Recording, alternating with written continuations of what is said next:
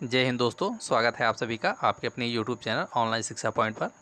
दोस्तों, आज की इस वीडियो में हम लोग हिंदी के मोस्ट इम्पॉर्टेंट क्वेश्चन को डिस्कस करने वाले हैं, जो कि आपके आगामी लगभग सभी भर्ती परीक्षाएं जिसमें हिंदी से संबंधित क्वेश्चन पूछे जाते हैं, उन सभी एग्जाम्स के लिए सारे क्वेश्चन बहुत ही इंपॉर्टेंट हैं। तो चलिए शुरू करते हैं इस वीडियो को। क्वेश्चन है, निम्नलिखित में से साकेत के रचनाकार कौन है? साकेत रचना की अगर बात करें तो इसके रचनाकार ऑप्शन सी राइट हो जाएगा, मैथिलीशरण गुप्त हो जाएंगे। बात करेंगे रामधारी सिंह दिनकर जी की, तो इनकी रचनाओं में संस्कृति के 4 अध्याय, उर्वशी, हुंकार, हाहाकार, ये सभी रचनाएं रामधारी सिंह दिनकर जी की हैं। कीर्तिलता कीर्ति पताका विद्यापति जी की रचना है। नेक्स्ट क्वेश्चन, अशुद्ध वर्तनी वाला शब्द है, इनमें से कौन सा अशुद्ध वर्तनी वाला शब्द है? अगर इसकी बात करें तो ऑप्शन सी राइट होगा, निश्चेष्ट। इसकी वर्तनी शुद्ध नहीं है, जबकि दुर्धर्ष, आशीर्वाद और पारलौकिक, इन सभी की वर्तनियाँ शुद्ध हैं। नहीं पूछा जा रहा है तो ऑप्शन सी राइट हो जाएगा। अगला क्वेश्चन, बच्चा शब्द का तत्सम रूप होता है। बच्चा शब्द के तत्सम रूप की अगर बात करें तो ऑप्शन सी राइट होगा, वत्स। बच्चा का तत्सम वत्स होता है। तत्सम शब्द उसे कहते हैं जो संस्कृत के शब्द होते हैं, जो बिना किसी परिवर्तन के हिंदी में भी वैसे के वैसे प्रयोग में लाए जाते हैं, उन्हें तत्सम शब्द कहा जाता है। अगला क्वेश्चन, निम्नलिखित में से नाक कौन सा शब्द है? नाक की अगर बात करें तो ये रूढ़ शब्द है, ऑप्शन बी राइट हो जाएगा। ऐसे शब्द जिसका खंड करने पर सार्थक अर्थ ना निकले वे रूढ़ शब्द होते हैं।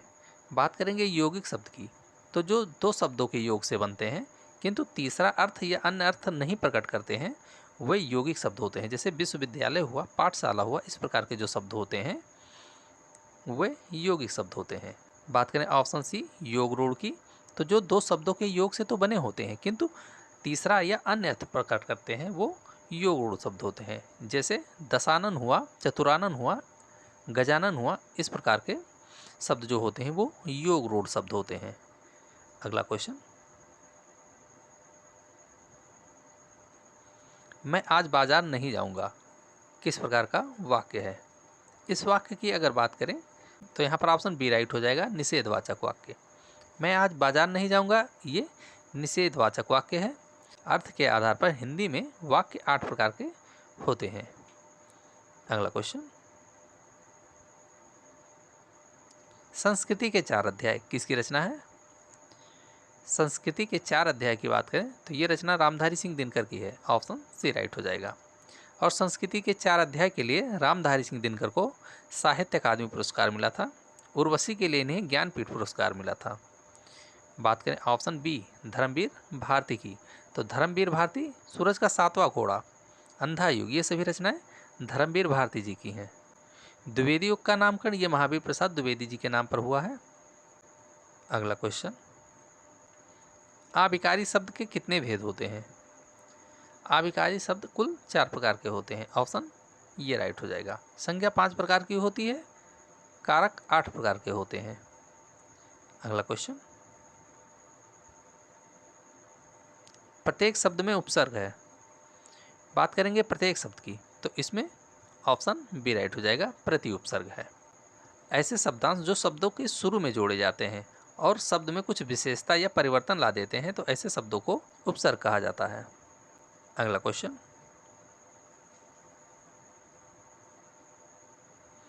कबीस का कौन सा संधि विच्छेद सही है?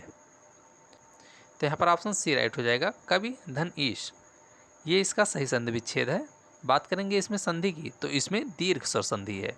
संधि कुल 3 प्रकार की होती है, जिसमें स्वर संधि, व्यंजन संधि और विसर्ग संधि, जिसमें से स्वर संधि के भी 5 प्रकार होते हैं। उन पांचों प्रकार की अगर बात कर लें तो जिसमें दीर्घ संधि, वृद्ध संधि, यण संधि, गुण संधि और अयादि संधि, ये 5 प्रकार के स्वर संधि होती हैं। और जिसमें बात करेंगे कबीस की, तो इसमें दीर्घ स्वर संधि है, ऑप्शन सी राइट हो जाएगा। अगला क्वेश्चन, मोहन श्याम से पत्र लिखवाता है, इस वाक्य में कौन सी क्रिया है? तो यहाँ पर ऑप्शन बी राइट हो जाएगा, प्रेरणार्थक क्रिया। जब कर्ता स्वयं कोई कार्य न करके किसी अन्य से करवाता है कोई कार्य, तो वहाँ पर प्रेरणार्थक क्रिया होती है। बात करेंगे ऑप्शन ए पूर्वकालिक क्रिया की।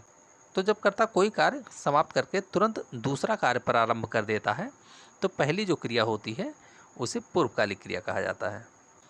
अगला क्वेश्चन, दोहा के दूसरे और चौथे चरण में कितनी कितनी मात्राएं होती हैं? दोहा के दूसरे और चौथे चरण की अगर बात की जाए तो इसमें ऑप्शन बी राइट हो जाएगा, 11 मात्राएं होती हैं। दोहा एक अर्ध सममात्रिक छंद है और इसके दूसरे और चौथे चरण में 11 मात्राएं होती हैं, जबकि पहले और तीसरे चरण में 13 मात्राएं होती हैं। इसके कुल 4 चरण होते हैं। चौपाई छंद की अगर बात करें तो इसके प्रत्येक चरण में 16 मात्राएं होती हैं और इसमें 4 चरण होते हैं। अगला क्वेश्चन,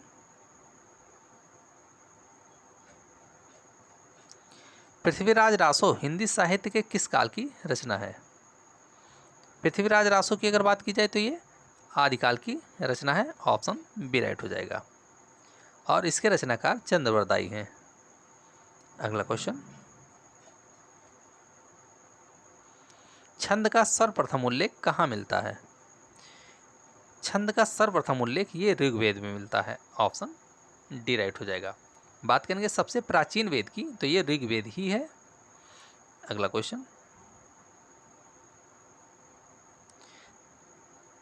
तालव्य श का उच्चारण स्थान होता है? तालव्य श की अगर बात करेंगे तो इसका उच्चारण स्थान तालु होता है। ऑप्शन सी राइट हो जाएगा। छोटी बड़ी तालव्य श और चा वर्ग के जितने भी वर्ण होते हैं उन सभी का उच्चारण स्थान तालु होता है। बात करेंगे ऑप्शन ये कंठ की, तो का वर्ग के जितने भी वर्ण होते हैं उन सभी का उच्चारण स्थान कंठ होता है। बात करेंगे ऑप्शन बी ओष्ठ की, तो पा वर्ग के जितने भी वर्ण होते हैं उन सभी का उच्चारण स्थान ओष्ठ होता है। तो दोस्तों ये वीडियो कैसा लगा इसे कमेंट बॉक्स में ज़रूर बताएं। अगर वीडियो पसंद आया हो तो वीडियो को लाइक करें, शेयर करें और चैनल को जरूर सब्सक्राइब करें। धन्यवाद।